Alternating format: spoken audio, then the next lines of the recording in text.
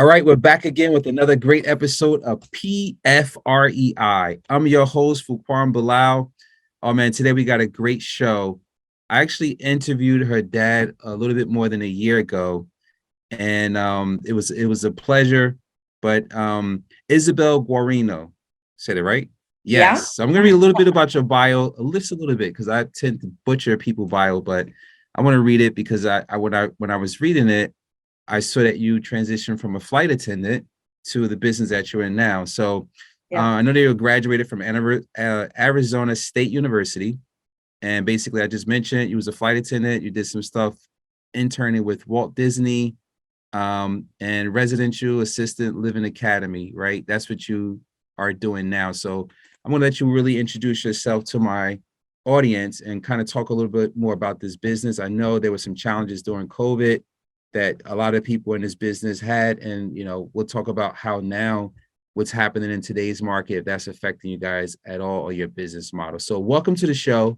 Really appreciate you scheduling time to speak to me to educate our audience more about what you do. So tell me a little bit about how you guys started. Yeah. Thanks for having me. I'm excited to be here. We got started with my grandmother. She actually needed assisted living and couldn't live on her own anymore. And so we were searching for a place for her. So it really started organically with my own family. And she was living in upstate New York at the time. And every home we visited, we were just like disgusted with. Like, I didn't want to leave my goldfish, let alone my grandma there. They were terrible. They were expensive. They were full with waiting lists. And it was like, this can't be all that there is. We were living in Phoenix at the time, and we're like, hey, a lot of people live here. There's got to be more options here. So we started searching for something out this way and really stumbled into residential assisted living. And my dad did quick math, and he's like, wait, I'm going to be paying $5,000 a month for her to live in one of these homes. Or we could own the real estate, own the business. She could live for free and we could cash flow 10 grand a month. So it was a pretty easy decision to get into the business. And I watched him do that for about 2 years before I started saying, hey, what's going on over here? What are you doing? And slowly kind of weaseled my way in to become his assistant and then eventually his COO. And now the lead educator for Residential Assisted Living Academy. That's awesome. So why are you passionate for real estate investing? Is You know, is it that or more so of the assistant living business? I really love assisted living for sure. Like, real estate investing is cool to me, but I'm like hype on senior housing because when we look at the trends and demographics, this is something that we're going to be seeing for the next 10, 20, 25 years as a major market. And a lot of people don't know how to get involved. So to me, this is a really great opportunity, not only to cash flow and use real estate background and skills, but also to make a huge impact on your community. We don't have enough quality care homes. We don't have enough caregivers. We don't have enough of anything. We're currently 1.3 million beds short. And the baby boomers aren't in assisted living yet. And we're about to double the amount of seniors who need the care. And so to me, it's just like this massive supply and demand, like the writing's on the wall. This is a crisis or the biggest opportunity that we've ever faced. And so I just love that. I'm very, very into senior housing as my real estate investment, choice for sure. I like it because it's so many different parts of real estate, right? So I interview people all the time, and there's people who do storage, there's people who do multifamily, guys who do fix and flip, wholesale, lending, and senior home. So it's like a business within a business because you get the cash flow from the real estate and from the business. You Yes. said you do education on this. So how tough is it for someone to get started? And what do you think makes the best candidate or type of person to do this business? Is it somebody that Great. needs real Yeah. estate background or? Great question. I think it can be tough to get started because this isn't something that, like, it's not like fix and flip. Like, it's not on HGTV for a reason. There's a lot of rules and regulations. There's a lot of licensing, and there should be. These are people's lives, that we're dealing with. And I think that the rules surrounding this are good. If we should have probably more than there even are. So the hoops to jump through really turn off some people who want easy investments. They want fast cash. They want get rich quick. That's not what this is, right? Yes, the cash flow is amazing and the ROI can be amazing, but there's a lot of work to do and hoops to jump through to get there, to get to the passive where you're like me, going to the home every other month, doing one phone call a week, cash flowing over 10K on one home. That takes a lot to get to that point, so it's definitely not the easiest thing to do. I feel like the best person to get involved in this is either a real estate investor or a medical professional. I see a lot of those two categories of people who really just get this industry. And especially if those are partnered together, whether it's a husband, wife, or brothers, or father, daughter, whatever it is, that's a great blending of those two businesses in one. I will say, though, that the number one trait, that it doesn't matter if you're 22 years old or 72 years old, the number one trait to have in this industry is grit, right? In all of real estate investing, but really senior housing, you've got to be willing to get punched in the face and get back up and go again. That's what it's going to take. Yeah. I mean, it's you're absolutely right. You have to be able to have the grit to go through it, because it's not just, all good, right? You got to go the good, bad, and ugly, and to be able to get up and start over again. So let's go back a little bit. I know there were some challenges during COVID where this industry got hit really hard. How did you guys bounce back from that? For us, it was actually kind of a good thing. It shined a lot of light on the big boxes. So the Brookdale, Sunrise, Atrium, the commercial facilities, and the lack of care and attendance to the seniors in those homes. In our homes, where there's only 6 to 16 seniors in the home, and the ratio of care is 4 seniors to 1 caregiver, we actually started having waiting lists because people were ripping their parents out of the big boxes where it's 30 seniors to 1 caregiver. Wow. Right? It shined a huge light on it that, oh my God, this is terrible. Like, these seniors are just being abandoned, left alone. They're not getting proper nutrition and sunlight and interaction. And in our homes, we kind of ran things pretty normally because it's already smaller. I don't have to worry about so much in and out. There's not a front desk girl and a janitor and a chef and all this. It's the same caregivers coming and going every day. So it was a lot easier to control. There was a ton of articles at the time that were saying like smaller is better. And it was like, we've been saying this for years. And now all of a sudden everyone wants to catch on. But it was a good thing for us in residential assisted living. It definitely shined a poor light on commercial assisted living, and I think rightfully so. Now, how does the market with interest rates being high and everything else, how does that, if at all, affect this business? Because I mean, you have the underlying real estate, which rent stays the same, right? I mean, if you own it and you're trying to refinance the real estate, then I can see it affecting that. But the assisted living business, have you guys had any business slow down? Does these markets with inflation, everything kind of slow business down for you, or people wanting to wait longer to relocate their parents or trying to find the best deal in town? How does that affect you guys at all?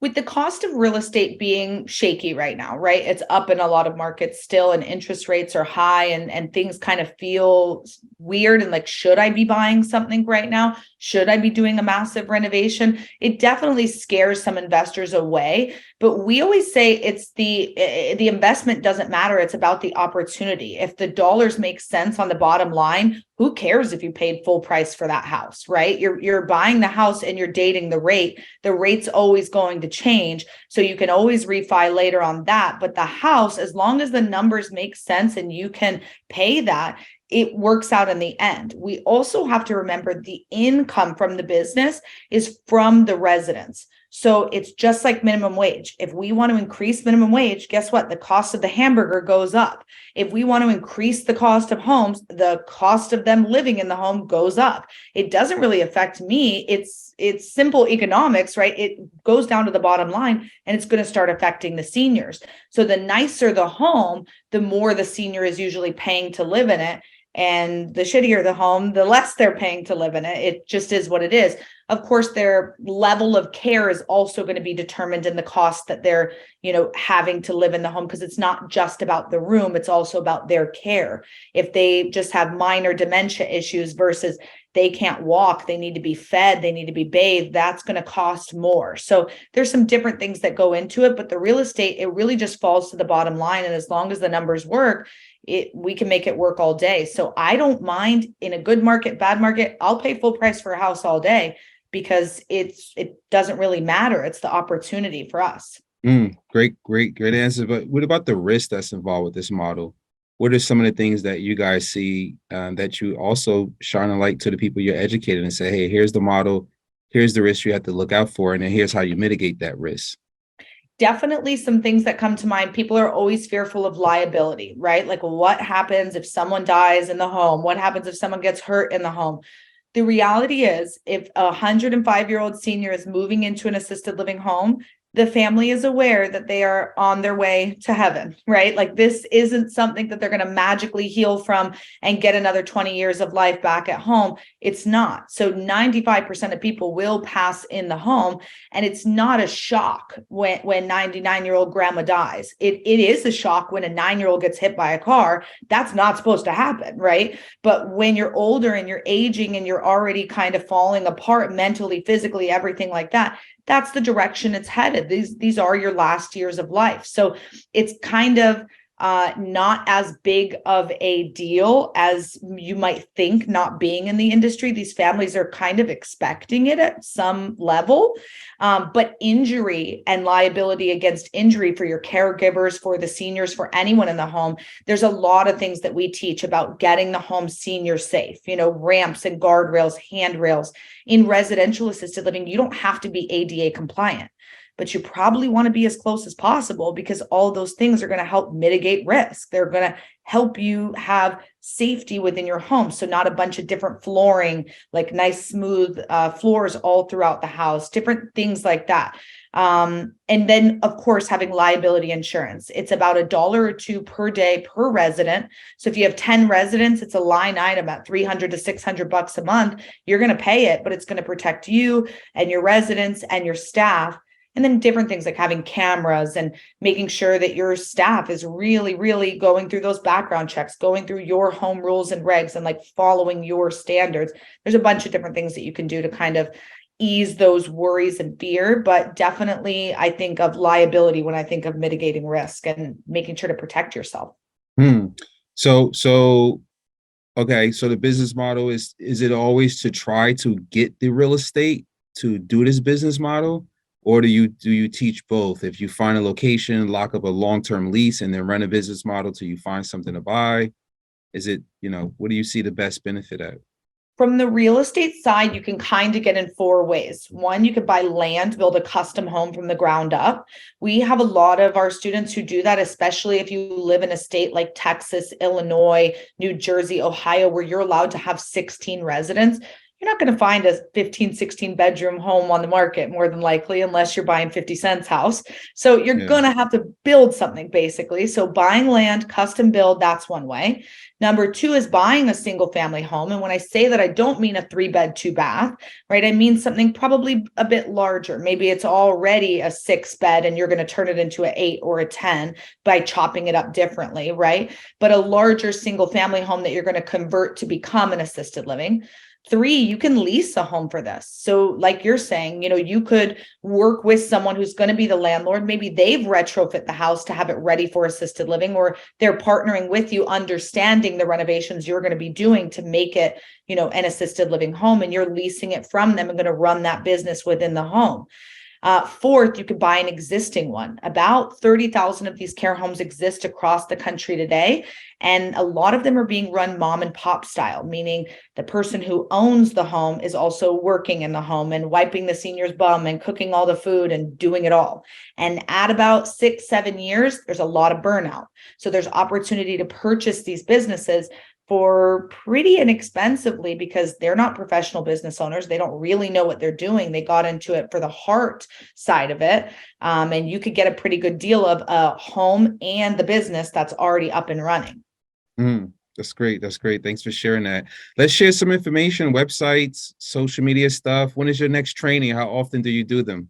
Next training is March 2nd through the 5th. We do them about every 6 to 8 weeks. So that will be training number 2 of the year. So we'll have 6 more after that.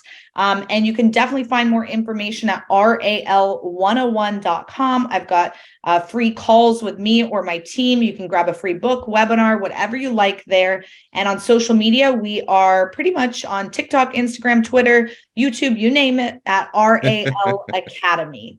I love it. I love it. Yeah, thanks for sharing this information. And for those of you who had the opportunity to catch this, if you're interested in this business model, highly recommend to connect with them to get the education and the training that you need, right? A lot of people, when they go into real estate, and I do have one more question that just came to mind, but a lot of people, when they go into real estate, they try to figure out the first thing is a fix and flip. That's a lot of work. I do that model to this day. And I was just actually on a call with my team and saying, we want to get the business to a point where it's 75% of rentals versus fix and flips. So if you can find another model like Senior Home where you have a business that can consistently bring cash flow and you own the real estate, and where it's like a separate business, essentially, you're you're the landlord on one end, you're paying yourself there, and then you have a business that's cash flowing. I think it's a great opportunity. The other question I was asking is, what does it cost to get this started? I know there's certain licenses the person need and requirements, but for someone looking to get into this business model, I know ground up, it could vary all over the place, but I don't know if you had like a cost at the top of your mind, if somebody needs to have at least $150,000 or to be able to get a line of credit for X amount. What Yeah, is that, Brian? it definitely ranges based on which of those 4 categories you're choosing to do, and then also where you are in the country, right? Like we have students in Oklahoma who are in for 200K and people in New Jersey who are in for 2 million. Like it Yeah, completely ranges. yeah.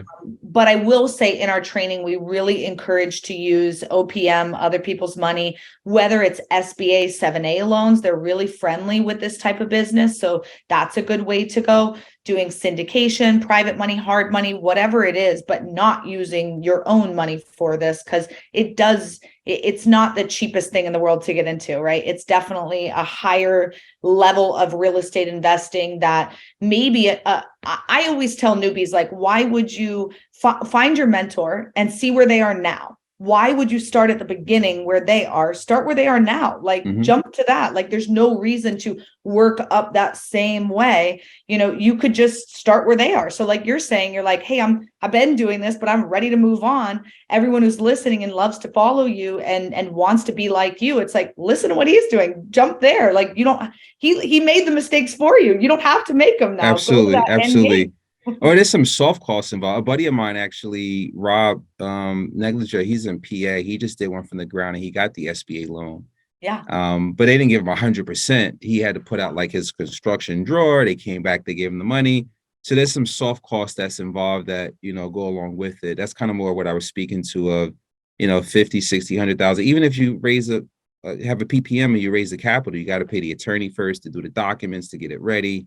That's about 25, 30 grand that you can get back, but there's some soft costs that got to be put out. So just want to make that clear. Yeah. Yeah, for sure. Yeah. I just wish it was something where I got a business idea. Everybody give me the money. You got to have some skin in the game, right? Yeah, at some level for sure. Absolutely. Well, it was great speaking with you. I really appreciate you coming on the show. This is another great episode of PFREI, a passion for real estate investments. If you guys catch this on YouTube, be sure to like and share this and catch us on all the other social media channels. It was great speaking with you today. I really appreciate you coming on the show. Thanks for having me.